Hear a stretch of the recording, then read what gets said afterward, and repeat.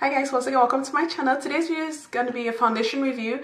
I decided to pick up this drugstore foundation because I want to do more foundation reviews and things that you can see on my skin tone, just because sometimes it could be a little tricky and a little harder to find foundations that that are suitable for my skin tone or darker. So this is the Fit Me by Maybelline. This is the matte matte Poreless Fit Me foundation, and it is meant to be used for oily to normal skin. I'm oily around my T-zone. The rest of my face is pretty okay. So before I put on any foundation, it doesn't matter where it comes from. Most of my foundations, I will put on a primer before using my foundation. So I'll go ahead and do the same for this one. This was, I think, about $12 or so or less. I will list the price down below. So let's try this out. So the shade that I have in this one is 375 Java, and just for skin tone reference, I am a 555, an NW 58 by MAC, 555 Suede by Lancome, an 80 by Dior, and 81 Cool for the Kat Von D Lucky Tattoo foundation. So the primer I'm using today is the Makeup For, this is what I use for all my foundations, is a Makeup Forever Base Mattifying Primer.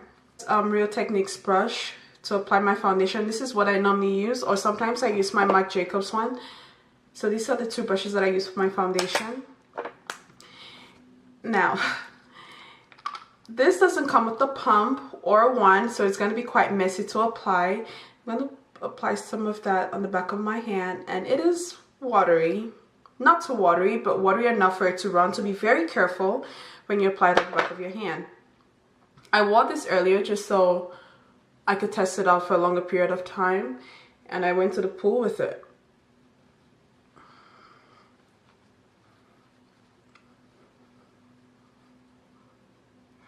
So I did apply a lot of it on the back of my hand, and this is because this foundation, as I said, I tried it on earlier.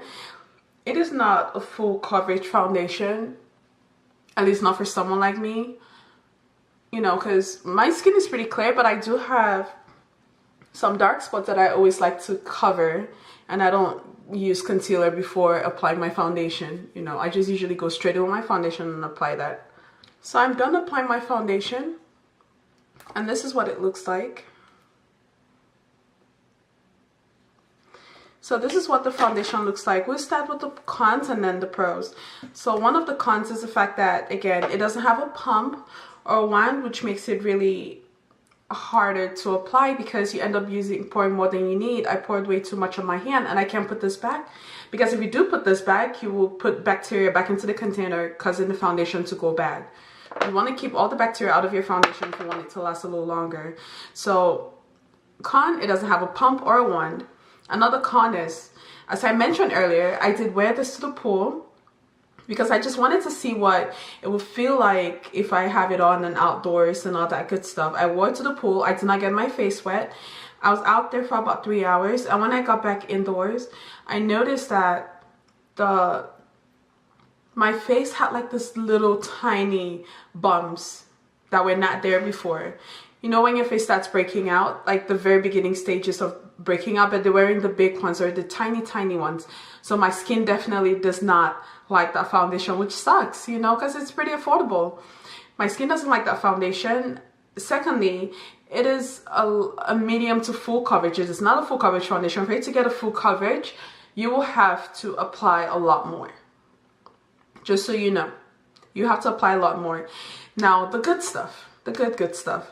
It is very lightweight. When you have it on, you could almost forget that you have on any foundation whatsoever. It is super lightweight, and it's very suitable for like your everyday wear. If you just want to throw it on and go to school or go to work without doing the most to your face, this will work great for you. It does say it is mattifying and poreless, so it's meant to reduce the look of pores. I don't necessarily have any large pores, so I can't help. I mean, I can't really tell if it makes that much of a difference as far as pores are concerned. As far as mattifying, I did not set it. I just have a base under it. So this is what it looks like. It is matte, but it's not like like the light is out of you. Know how sometimes some foundations look like they suck the life out of your face? This doesn't do that. It is super lightweight. Your face still feels flexible.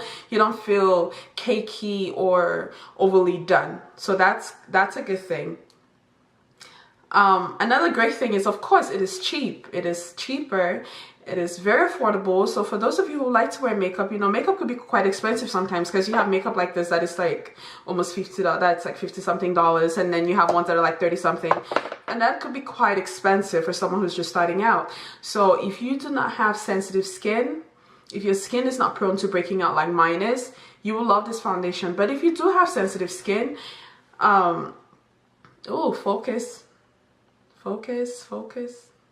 There we go. If you do have sensitive skin like I do, you might want to stay away from this, because from my experience, if I wear this foundation twice in a row, it will break me out for a fact. Because only having it on for 3 hours and I got that much of a reaction from it, I don't want to try and see how bad it's going to get. So I will not be using this, which sucks because I like the finish for an everyday foundation wear. I would definitely not, it's not a foundation that I'll wear if I want to, you know, go out and look all glammed and stuff. This will not be the foundation for me. It will only be suitable for, you know, basic everyday wear.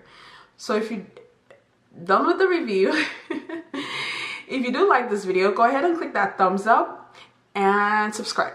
Thanks again, and bye.